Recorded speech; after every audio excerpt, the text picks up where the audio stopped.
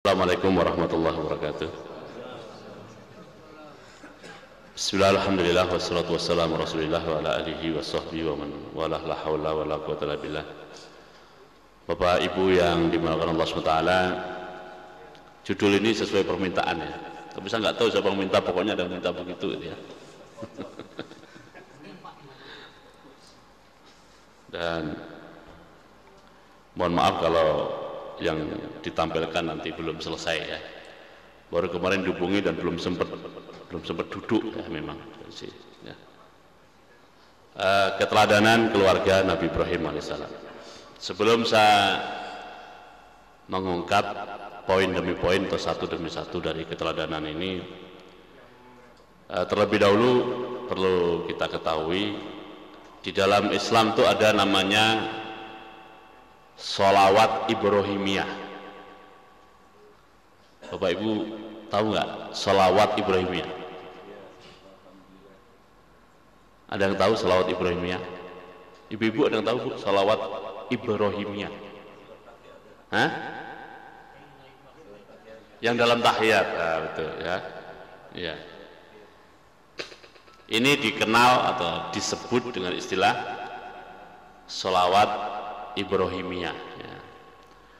Allahumma sholli ala Muhammad ya.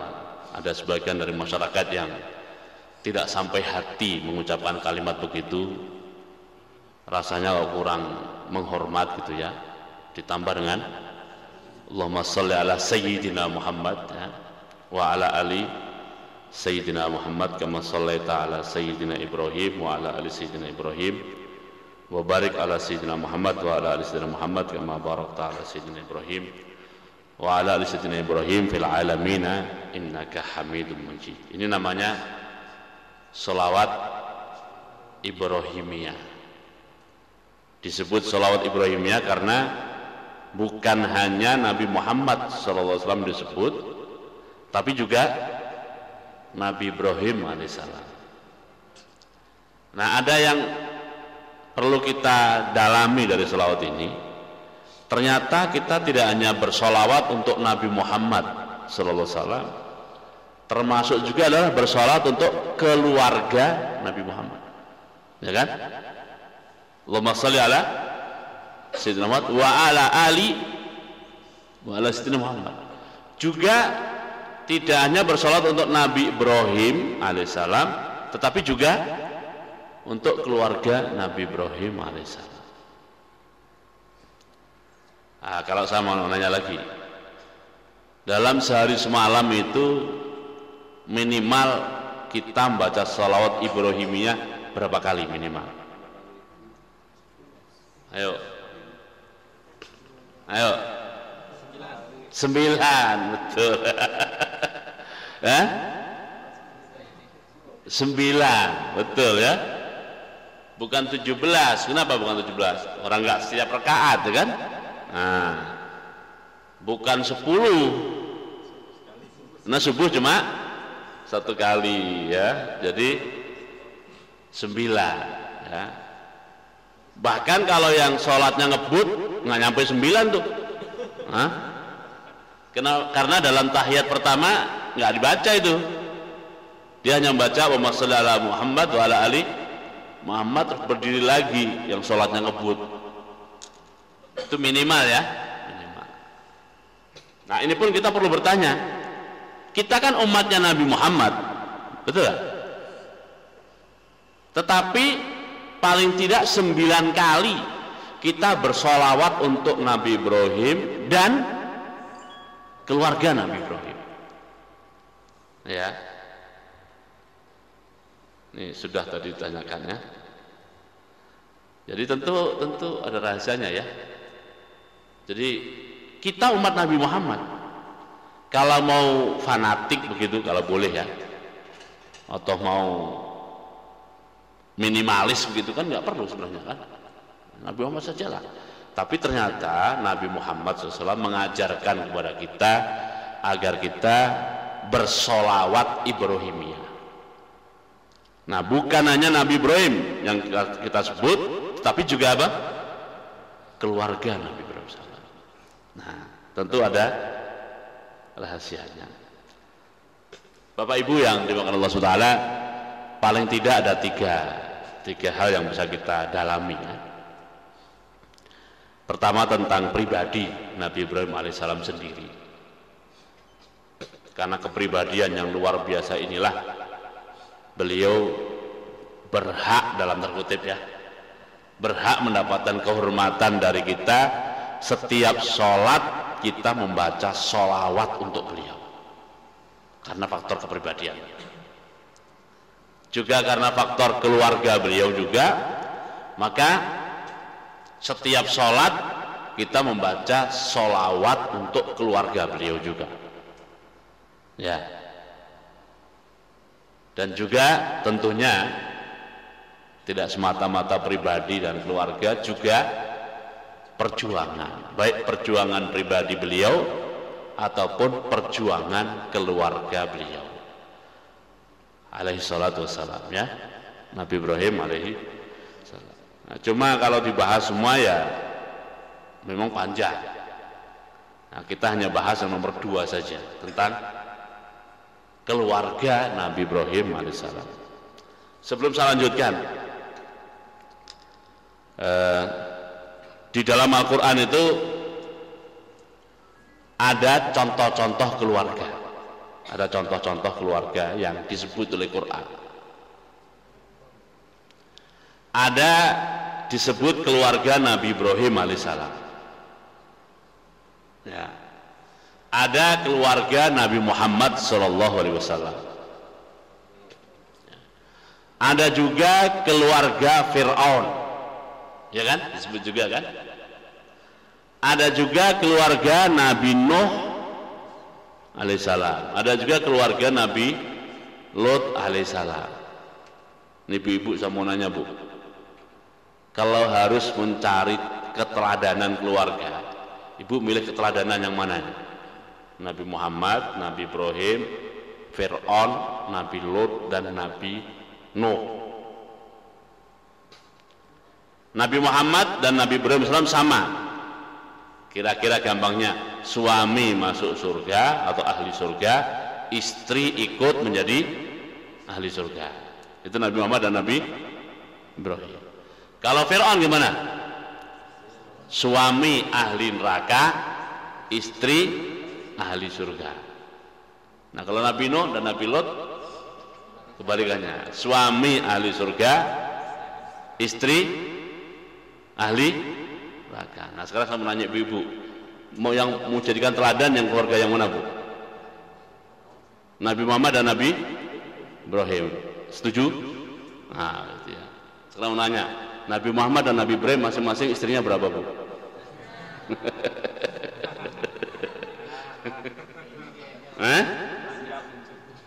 Pertanyaannya menjebak ya.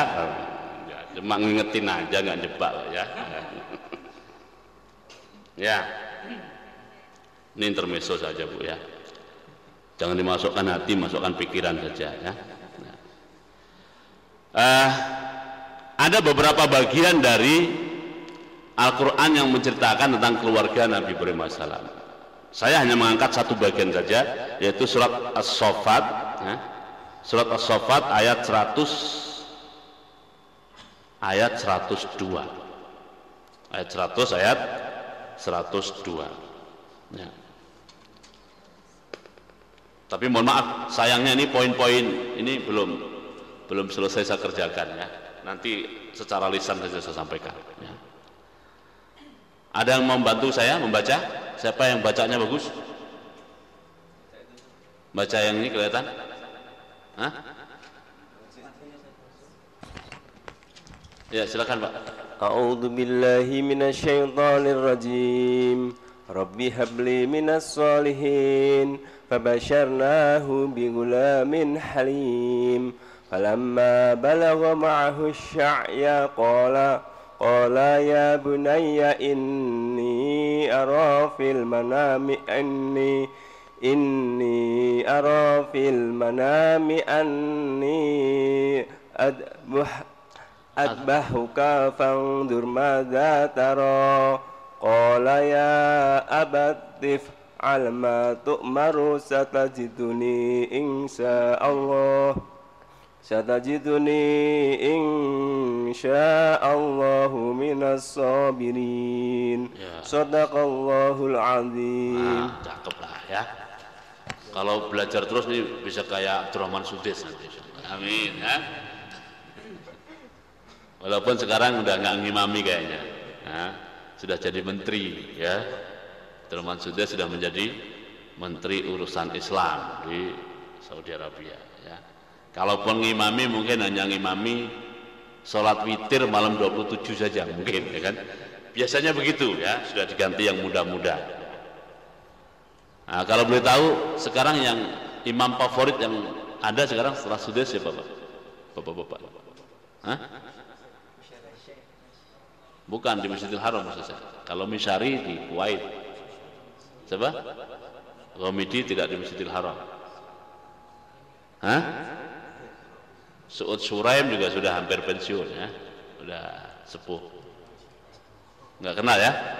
Mau maklum lah orang sono ya. Nah. Kalau orang-orang itu banyak kan sekarang senangnya dengan namanya Mahir Al-Mu'aikli. Mahir Al-Mu'aikli, agak susah memang menyebutnya ya. Mahir.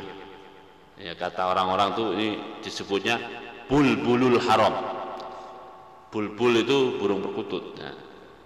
Haram itu ya maksudnya Masjidil Haram. Dia suaranya bagus, seakan-akan perkututnya Masjidil Haram. Itu kalau, waduh nggak bisa nyontohin saya ya. Nah, soalnya punya lagu sendiri. Tapi bisa dicari di internet ya kan, Mahir Al-Mu'aikli atau Mahir sajalah. Cuma nanti keliru Mahir Zain nanti ya. Nah, tapi Mahir Haram gitu ya, atau Mahir Masjidil Haram tuh ketemu nanti contohnya ya. Saya sendiri juga senang juga dengan yang saya setel di mobil itu dia tuh, Mahir Mu'aikli ya. Mak nggak bisa ngasih contoh, nggak bisa niruin ya. Soalnya sudah punya lagu sendiri ya. Lagu saya nggak jelas lagunya apa ya kan. Yang penting ori ya kan. Yang penting ori. Rabbi habli minas salihin fabasyarnahu bihulamin halim falamma balagha ma'ahu as-sa'ya qala ya bunayya inni ara fil manami anni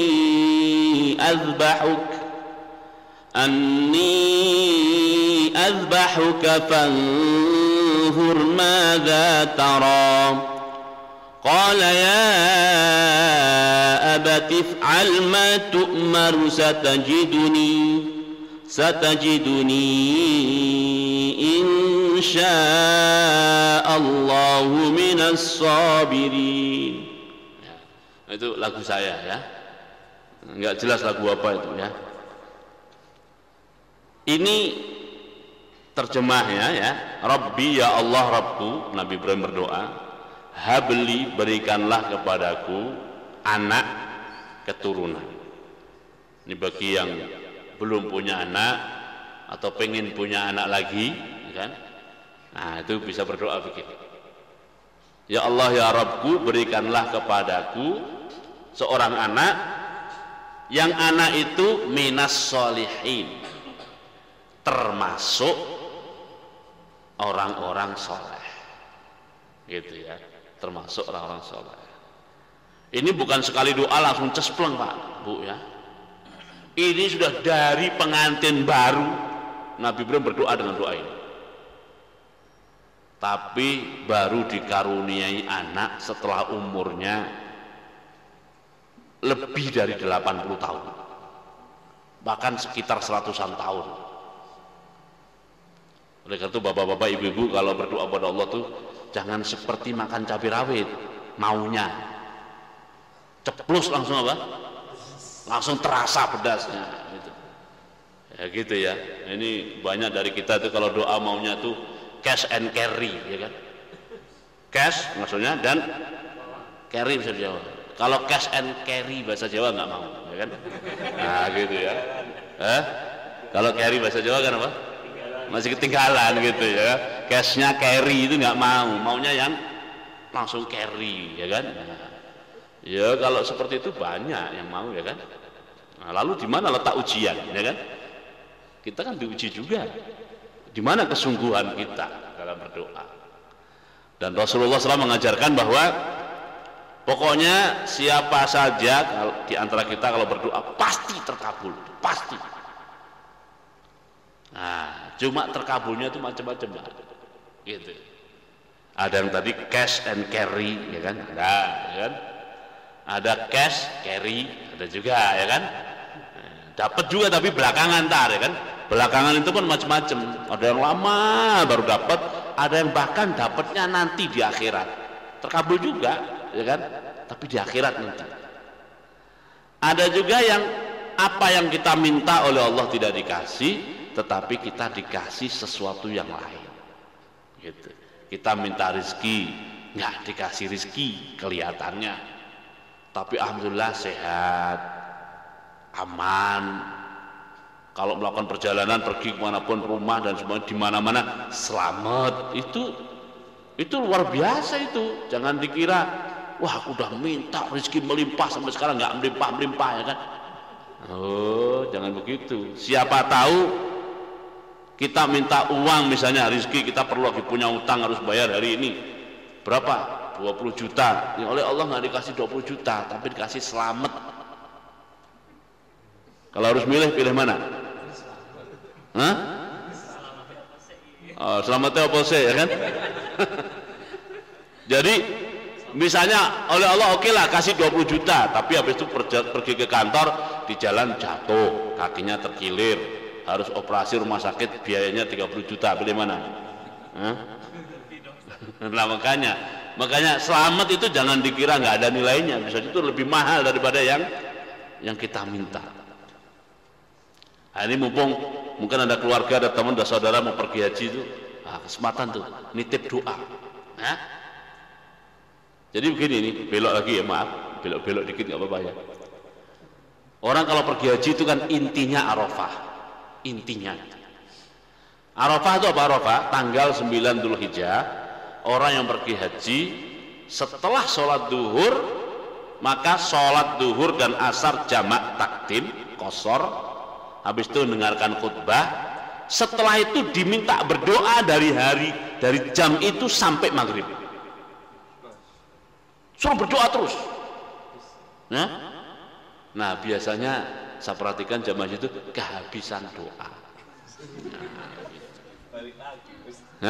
Pada tugasnya itu haji itu ya berdoa jam itu dari duhur tanggal 9 Dzulhijjah, yang menurut pengumuman kerajaan Saudi nanti tanggal 4 ya. Tanggal 3 ya. Tanggal 3. Mereka tuh tanggal 3 dari zuhur sampai maghrib disuruh berdoa. Wah, itu tanya, kira-kira doa apa lagi Ustaz? Udah habis nih doanya. Makanya supaya nggak kehabisan itu, tulis apa? Yang kira-kira akan kita baca berdoa berulang-ulang dari zuhur sampai maghrib. Nah, tugas orang haji itu. Ya kan? Tugas utamanya itu. Nah, bukan foto-foto update status, bukan itu, bukan ya kan? Hah? Sekarang ini udah nggak khusyuk tuh haji itu, udah kurang ikhlas juga gitu. Lagi tawaf nangis ya dinyalain itunya, update gitu kan. Jadi ngelihat. Lah tawaf ngupdate status ya kan? Nah, itu susah nih urusannya ya. Ya. Nah, ini Nabi Ibrahim berdoa begitu, minta keturunan dari pengantin baru terus bertahun-tahun itu. Nah, baru kemudian Allah berfirman, fabasyarnahu bigulamin halim. Lalu kami beri berita gembira dia akan lahirnya, datangnya seorang anak laki-laki halim yang apa terjemah halim? Biasa diartikan penyantun. Nah, biasa diartikan begitu. Halim itu begini, kalau dia disakiti sebenarnya dia bisa balas, tapi dia tidak membalas. Itu namanya halim. Itu. Bukan karena lemah ya, dia bisa balas sebenarnya, tapi dia malah nggak apa-apa gitu. Itu halim. Halim juga bermakna cerdas, karena begini, orang boleh pinter dan boleh cerdas, tapi kadang-kadang kalau emosinya terganggu, kecerdasannya hilang. Betul nggak? Hah? Banyak yang begitu. Nah, yang disebut halim adalah meskipun dia mengalami tekanan, pressure, situasi kondisi musibah yang luar biasa, logikanya tetap normal 100%. Itu namanya halim. Kira-kira kita termasuk halim? Hah? Jadi berangkat kantor gitu ya, kesiangan, akhirnya terjebak macet, jam 7 sudah ditunggu, wah malah stuck di jalan, kira-kira gimana? Hah? Nah hilang, kecerdasannya hilang, karena kecerdasan logika warasnya hilang, berarti bukan apa? Bukan halim, padahal urusannya cuma macet, ya kan?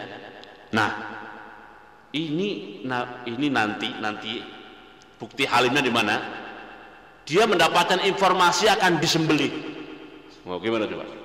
Le, kamu tanggal 5 Oktober nanti sembelih ya, kira-kira gimana kira-kira? Nah, kalau dia bisa tetap mengendalikan diri, tetap normal, ya kan? Itu namanya apa? Nah, salah satu makna halim itu begitu.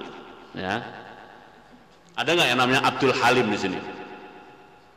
Salah satu nama Allah itu Halim. Nah, maka kalau ada namanya Abdul Halim itu ya, dia harus mentarbiah dirinya menjadi yang halim itu. Halim, ya. Nah, sebagian dari halim itu ada trainingnya ya. Nah, namanya kecerdasan emosional. Ada trainingnya sebagian, tapi nggak seluruhnya. Ya. Yang ditrainingkan itu hanyalah yang aspek psikologis. Tapi kalau sudah aspek spiritual itu sudah susah ditrainingkan. Ya. Nah. Sehingga hasil training emotional quotient itu kadang-kadang lucu tuh hasil trainingnya. Saya dulu pernah naik kereta api, ya. Dulu ada kereta api Jakarta Semarang itu sebagian gerbongnya atau eksekutif, sebagiannya bisnis. Jadi itu pramugari itu waktu di eksekutif tuh orangnya lembut, peramah gitu ya. Begitu nyebrang ke bisnis itu jadi judes gitu ya kan. Oh, itu berarti hebat mengelola emosinya ya kan, di sini sono itu ada trainingnya ya kan. Itu kecerdasan emosional gitu ya. Nah, sama juga kecerdasan emosional di bagian resepsionis diumpat-umpat, customer service dicaci maki jadi tetap senyum, itu trainingnya ya kan. Tapi coba gajinya terlambat, tersenyum nggak? Nah hilang, soalnya belum dilatih yang itu kan, yang itu belum apa?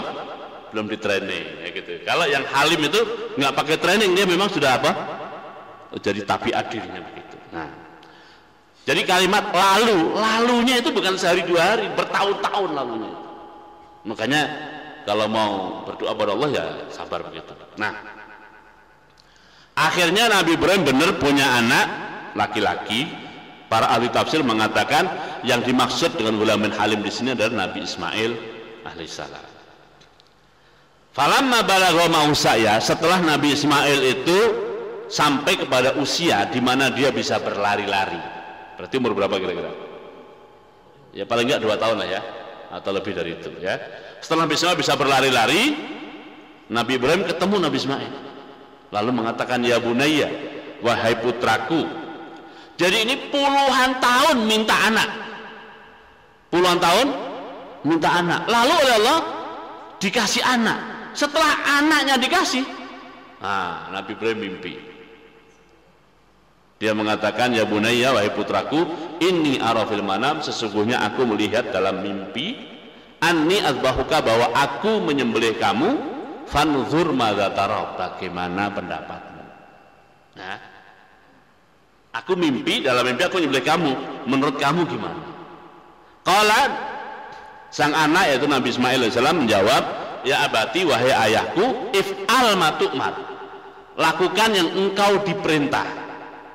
Satajiduni insyaallah minas sabirin, insyaallah engkau akan mendapati diriku termasuk orang-orang yang sabar. Nah ini pelajaran keluarganya dalam nih Pak, walaupun ceritanya cuma begitu. Kenapa dalam? Nah ini poin-poinnya, mohon maaf sebelum saya penulis ya, ditulis sendiri saja ya. Pertama, waktu Nabi Ismail alaihissalam lahir, Nabi Ismail itu lahirnya tidak di Mekah sebenarnya. Kemungkinan besar di Palestina lah. Lahirnya di mana? Di Palestina. Karena ibunya Nabi Ismail itu wanita dari Mesir. Wanita dari mana? Yang bernama Hajar itu wanita dari Mesir. Dinikahi Nabi Ibrahim salam, dibawa ke Palestina. Di Palestina lahir putra yang bernama Ismail alaihissalam. Setelah lahir datang perintah Allah. Datang perintah Allah agar istri Nabi Ibrahim bernama Hajar itu dan putranya bernama Ismail yang baru lahir itu dibawa pergi ke selatan. Kemungkinan besar perjalanan dilakukan dengan jalan kaki, kemungkinan besar. Palestina ke Mekah itu kira-kira 1.500 km jalan kaki lewat padang pasir. Kalau ibu-ibu diajak pergi haji begitu, atau ada travel buka pendaftaran pergi haji jalan kaki, kira-kira ada mau nggak ya? Hah? Kira-kira nih ya. Hah? Jadi pertama backpacker, kedua apa? Jalan kaki gitu ya. Jadi sudah jalan kaki sampai Masjidil Haram, tidak punya kamar, ya kan? Nah, kamarnya mana? Semua yang di muka bumi ini kamar saya ya kan gitu. Itu kalau mahasiswa kadang-kadang backpacker juga, tapi berangkatnya naik kapal terbang juga ya. Nah itu kalau orang-orang Pakistan, Afghanistan itu banyak itu yang berangkat haji itu naik kendaraan darat, dan mereka banyak juga yang tidak punya visa, jadi apa? Nyusup-nyusup gitu. Kadang-kadang TKI dari Indonesia itu juga gitu, pergi haji itu nggak punya visa. Itu nyewa taksi dari Jeddah menuju ke Arafah, Armina, itu lewatnya tengah padang pasir supaya tidak terkena checkpoint. Itu ada ya, TKI biasanya begitu pergi hajinya, karena kalau resmi nggak dapat, mereka nggak dapat izin. Nah sehingga biasanya nyewa mobil yang apa, double gardan itu, rombongan 2 orang atau 3 orang atau 4 orang. Nah, itu sewanya itu yang biasanya kalau Jeddah ke Mekah itu musim haji ya sekitar 100-an real gitu, itu mungkin bisa sampai 300 real. Itu lewat tengah padang pasir. Ya. Yang kalau kebelusuk di pasir ya udah amat di situ. Ya. Karena kalau mobil itu nggak boleh berhenti, kadang berhenti ya ambles dalam pasir kadang-kadang. Ya. Jadi nggak boleh terus gitu terus ya. Nah itu 1.500 kilo. Nah begitu sampai di Mekah, ceritanya semuanya tahu ya, saya ulang saja, cuma saya nanti akan menggarisbawahi beberapa poin ya, yang penting. Begitu sampai di Mekah, digambarkan oleh Al-Quran itu Mekah waktu itu tuh tidak ada tumbuhan, nggak ada sesuatu yang tumbuh di situ. Kenapa? Karena nggak ada air. Kalau tidak ada tumbuhan sama sekali, maka tidak ada binatang di situ. Nggak ada tumbuhan, nggak ada binatang, nggak ada air, maka tidak ada manusia, nggak ada makanan berarti di situ. Nah, setelah sampai di situ, datang lagi perintah Allah kepada Nabi Ibrahim agar Nabi Ibrahim meninggalkan istri dan putranya yang masih merah itu, ditinggal gitu saja. Nih bapak-bapak nih, kalau harus pergi meninggalkan istri yang baru melahirkan, anak yang masih merah, pergi gitu ya, tidak meninggalkan nafkah apapun, kira-kira tega nggak Pak? Bapaknya tega nggak Bu? Bapaknya Bu? Kalau pergi gitu ya, tega nggak biasanya? Tega ya? Tega tuh ya. Mau pergi aja gitu kan. Nah sekarang kalau ibu ditinggal begitu, mau nggak Bu? Ditinggal pergi suami, tapi tidak diberi apapun, pergi saja. Nah, itu yang terjadi ya pada kisah Nabi Ibrahim alaihissalam. Jadi sampai di situ, padahal mereka tidak punya bekalan, terus sedikit air yang kalau diirit-irit pun ke dalam tempo 1 hari akan habis. Ya? Nah, besoknya minum apa? Besoknya makan apa? Sedangkan di tempat itu sangat panas di musim panas dan sangat dingin di musim dingin. Yang waktu itu musim apa nggak dijelaskan oleh Quran. Nah, Nabi Ibrahim pergi. Maka sebagai istri, sebagai seorang wanita, sebagai seorang ibu yang punya bayi, wajar kalau dia manggil-manggil suaminya dengan panggilan Ibrahim, Ibrahim. Ya. Nabi Ibrahim yang dipanggil tidak menoleh. Kenapa? Kalau menoleh pasti kasihan, ya kan? Dan kalau kasihan kemungkinan besar tidak bisa melaksanakan perintah Allah. Ini berat. Sedangkan istrinya memanggil dengan bahasa seorang wanita, seorang istri, seorang ibu, anak, ya kan? Nah, bahasa itu yang digunakan. Nabi Ibrahim tidak menolak. Tapi istrinya Hajar rahimahullah ini cerdas. Tidak ada sesuatu yang terjadi pada Ibrahim yang seperti ini kecuali kalau sesuatu itu luar biasa. Tidak biasanya Nabi Ibrahim berkelakuan seperti itu, ya kan? Kasarnya kan tega-teganya meninggalkan istri dan bayi di tempat yang pasti akan mati di situ. Tapi kok pergi begitu saja? Ada apa ini? Pertama pakai bahasa manusia biasa, karena istrinya cerdas.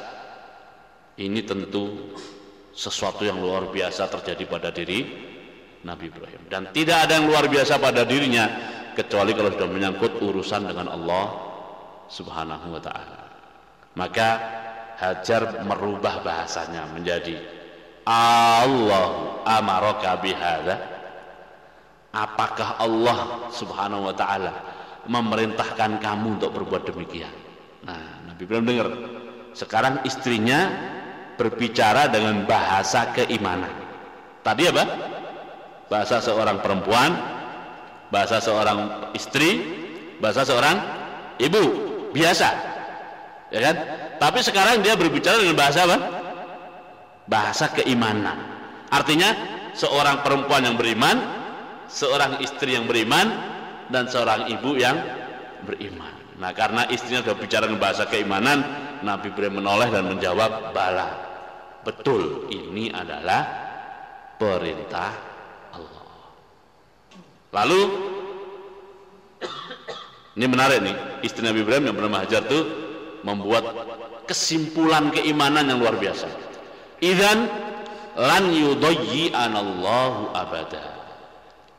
Jadi kalau begitu, kalau ini adalah perintah Allah, pasti Allah tidak akan menyia-nyiakan kami selamanya. Ya kan? Lahiriahnya memang seperti dibunuh di sini. Tapi karena ini perintah Allah, tidak mungkin dibunuh. Allah yang akan selesaikan permasalahan kami. Ini ya. Dari sini Bapak Ibu yang Allah Ta'ala, berarti Nabi Ibrahim telah sukses mentarbiyah atau mendidik istrinya, gitu ya, dengan tarbiyah atau didikan keimanan, sehingga dia seorang diri, seorang wanita yang hanya ditemani seorang anak bayi yang masih merah, ditinggal di tempat seperti itu, dia punya keyakinan pasti akan mendapatkan jalan keluar dari Allah Subhanahu wa ta'ala. Saya yakin kalau laki-laki saja belum tentu siap. Belum tentu apa? Coba sendirian gitu, ditinggal di tengah Gunung Bunder pas lagi camping. Lagi camping nih, rombongan dari Musola Al-Barkah nih bikin camping di sana. Ya. Setelah meninggalkan lokasi camping, jalan pulang, ya kan? Nah, di tengah jalan, loh, ada barang kita yang ketinggalan di sana. Siapa yang harus ngambil nih? Ya, semuanya sudah menyerah, tinggal satu orang. Ya sudah, kamu aja ngambil. Kira-kira mau nggak sendirian? Ini laki-laki nih ya. Belum tentu mau, ya kan? Nah, ini seorang wanita, bersamanya ada bayi yang masih merah. Mungkin kalau dia seorang diri punya ketabahan. Kenapa? Karena hanya mikir diri sendiri. Tapi kalau sudah nyangkut urusan anak, urusan apa? Bayi, ini lain lagi. Tapi ternyata Hajar rahimahullah punya ketabahan keimanan yang luar biasa. Dan ini tentu di samping atau setelah pertolongan Allah SWT, tentunya adalah hasil didikan dan tarbiyah Nabi Ibrahim alaihissalam. Nih bapak-bapak ini perlu mendidik dan mentarbiyah istrinya, Pak. Nah, kalau tidak bisa mendidik dan tarbiyah sendiri, ya diberi kesempatan untuk mendapatkan tarbiyah dan didikan keimanan. Nah, ibu-ibu juga begitu, Bu. Nah, perlu mendorong suaminya untuk mendapatkan tarbiyah imaniyah, pendidikan dan pembinaan keimanan. Nah, kalau suami istri sudah sama-sama mendapatkan pembinaan keimanan tuh sama-sama aman, Pak. Sama-sama aman, Bu. Ini bapaknya pergi, ya aman. Kata istri di rumah, kenapa aman? Dia punya iman, ya kan? Tidak mungkin akan macam-macam. Nah, gitu. Begitu juga bapak yang sudah pergi meninggalkan rumah juga begitu juga. Ada tugas beberapa hari keluar rumah, nggak pulang-pulang, tenang saja, aman. Kenapa? Istrinya punya iman. Makanya iman dan aman itu dekat hubungannya. Yang punya iman, aman, ya kan? Orang tidak akan aman kalau dia tidak punya iman. Begitu. Ya. Ini juga begitu. Tinggal pergi, nggak dikasih nafkah apa-apa. Kesimpulan keimanannya adalah tidak akan disia-siakan oleh Allah SWT. Nah, Nabi Ibrahim itu pergi terus dan nggak pulang-pulang, Pak. Pulang-pulang Nabi Ismail sudah bisa lari-lari. Berarti perginya berapa tahun? Ini perginya 2 tahun ini. Ini kalau mengikuti bahasa sigot taklek waktu bapak ibu akad nikah itu sudah masuk syarat itu, ya kan? Waktu nikah, habis nikah kan ada sigot apa? Taklek. Sigot taklek itu gimana? Siapa yang hafal? Saya, ya kan? Sebut namanya, ya kan? Jika sewaktu-waktu saya meninggalkan istri saya 2 tahun berturut-turut, kan begitu? 2 tahun lamanya, atau tidak memberi nafkah selama 6 bulan berturut-turut, jadi sudah masuk 2 tahun, ya kan? Bahkan ada kemungkinan lebih nih. Nah, ini sigot taklek itu resikonya serius loh, Pak. Hati-hati, Pak, ya. Kenapa? Kalau meninggalkan 2 tahun lamanya, atau tidak meninggalkan 6 bulan, atau nih ya, artinya apa? Atau itu satu saja dari 4 kemungkinan, satu dari 4 kemungkinan. Meninggalkan 2 tahun, atau tidak memberikan 6 bulan, atau menyakiti fisik, atau menyakiti jiwa. Nah, satu dari 4 ini. Nah, lalu terjadi 4 hal lagi. Lalu, satu, istri saya tidak rela. Nah, itu. 2, ya kan? Mengadukan, ya kan? 3, pengaduannya diterima, ya kan? 4, membayar 10.000, jatuh talak 1, Pak, ya kan? Tapi prosesnya 4, ya kan? Pertama apa? Tidak terima. Tapi kalau tidak terima diam saja nggak ada masalah, karena harus 4, ya kan? Pertama tidak terima, kedua mengadu, 3 pengaduan diterima, 4 bayar 10.000. Nah, jadi itu. Tapi banyak nggak sadar, yang penting nikah gitu kan? Nggak nyadar waktu ngomong begitu ya. Pokoknya kawin gitu ya, sah begitu ya. Nah, jadi ini 2 tahun. Bapak ibu yang Allah, saya mau nanya ibu-ibu deh, kalau ibu ditinggal suami 2 tahun, kira-kira muncul nggak curigaan dalam hati ibu? 2 tahun, ini nggak ada kabar 2 tahun ini, nggak ada SMS, nggak ada telepon, nggak ada email, nggak ada apalah ya, zaman itu ya kan. Jadi berita itu nggak ada 2 tahun ini. Kira-kira gimana Bu perasaan ibu? 2 tahun ditinggal pergi,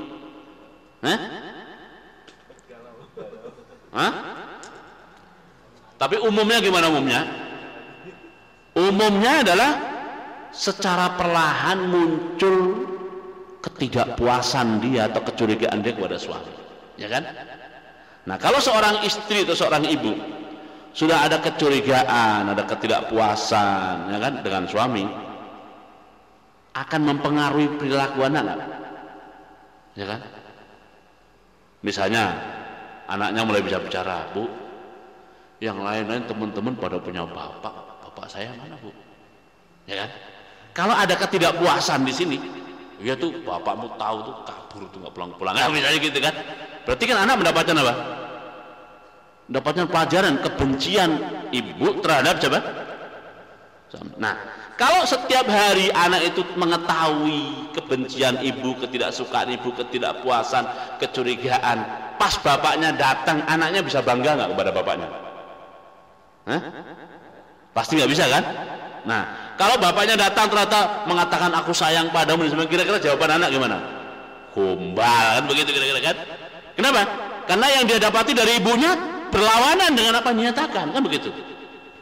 Tapi mari kita lihat Pak, Ibu, cerita ini.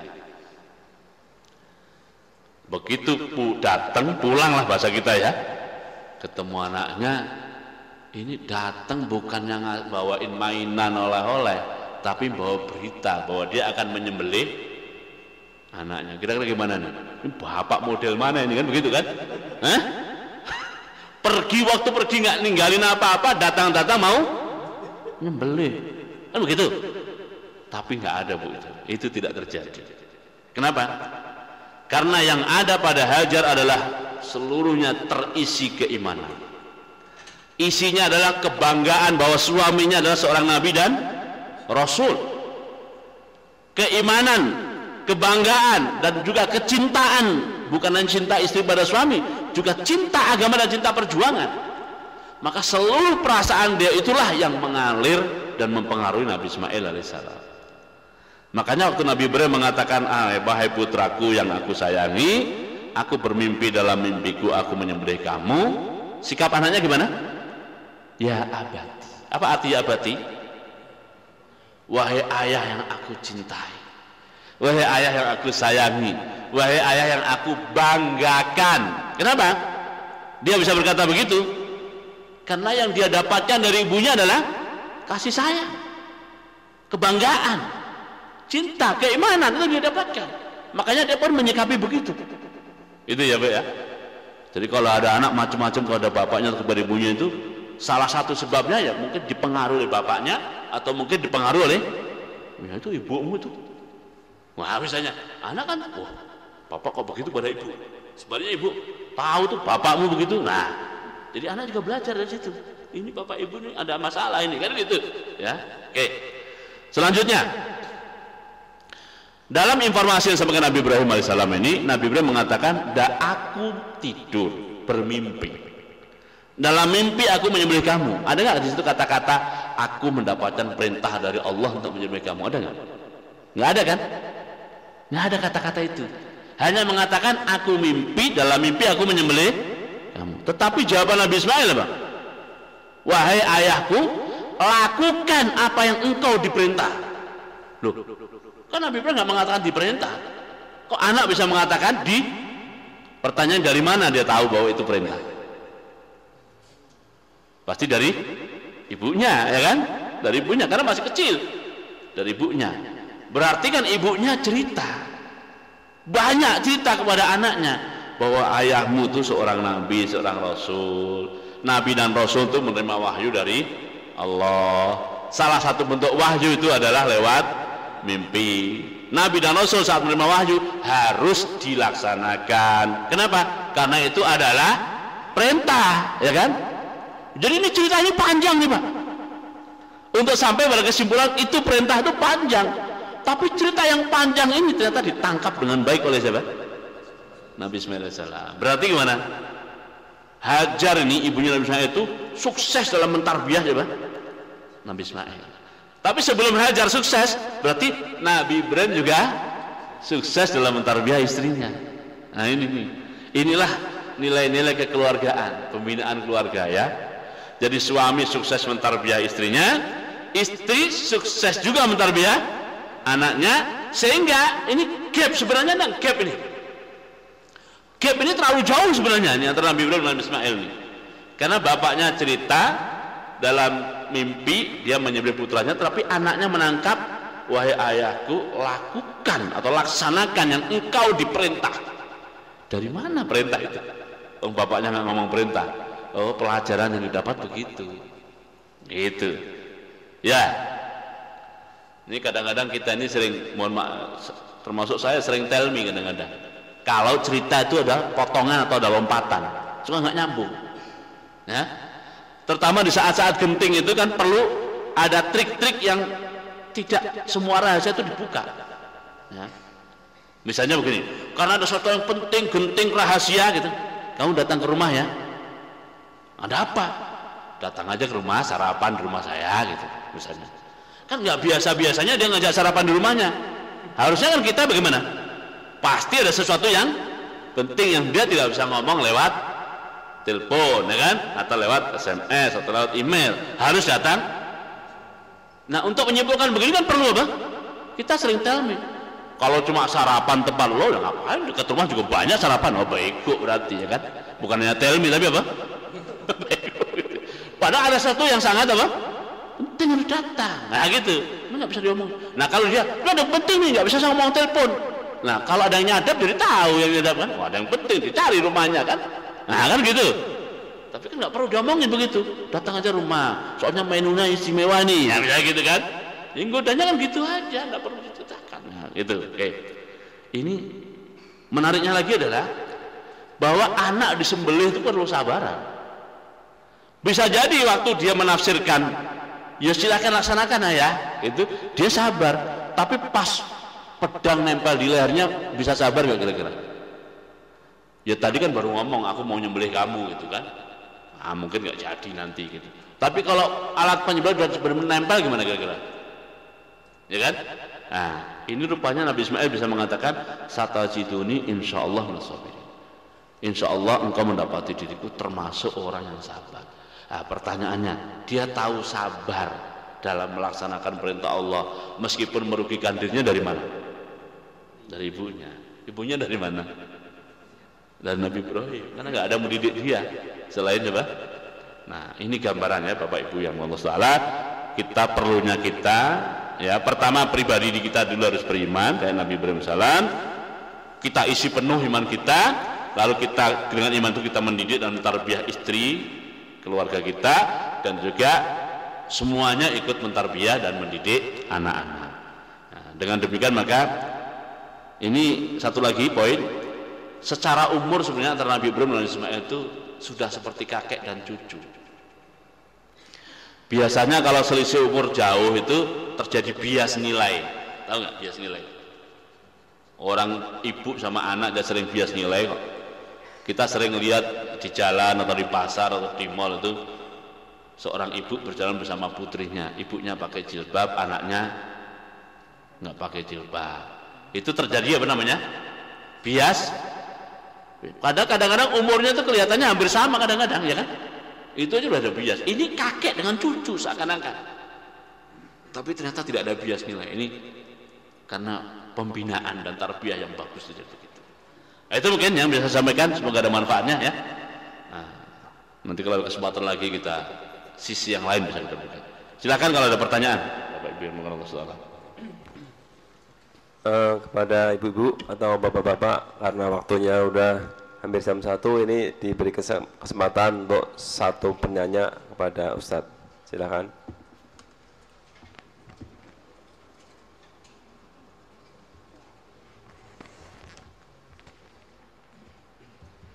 Mas Indra. Kalau cerita, ibu, urus aja biasanya kalau cerita ya.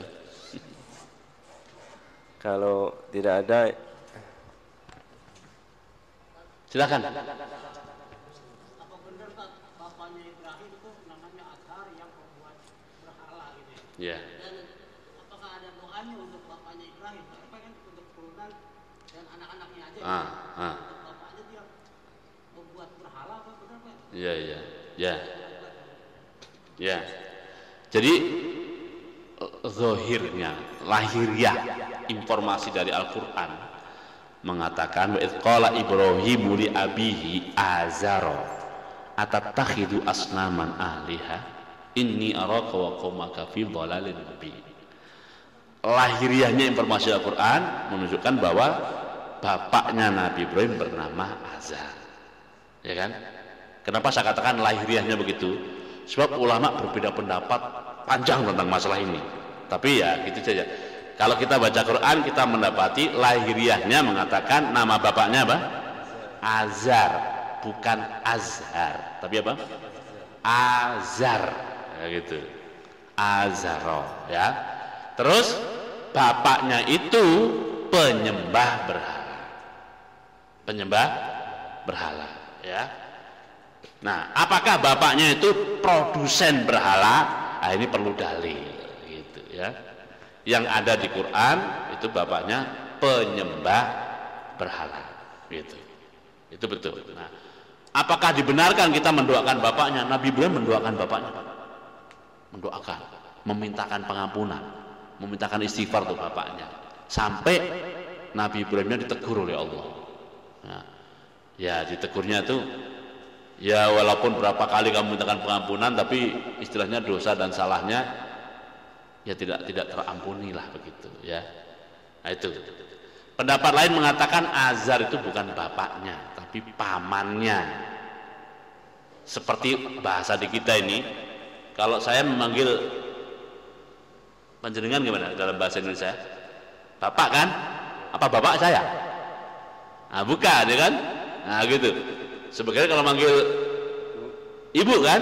Apakah ibu saya? Nah, bukan gitu ya. Nah, pendapat lain mengatakan begitu. Makanya saya tadi mengatakan lahiriahnya Al-Quran, bapaknya bernama Azar dan bapaknya penyembah berhala. Kebenarannya wallahu a'lam. Gitu ya. Nah, apakah dibenarkan kita mendoakan bapak kita supaya menjadi orang soleh? Ya, sangat dibenarkan, ya kan? Nah, itu saya rasa Rabbighfirli wali walidayya warhamhuma kama rabbayani shaghira. Nah, itu mendoakan sangat.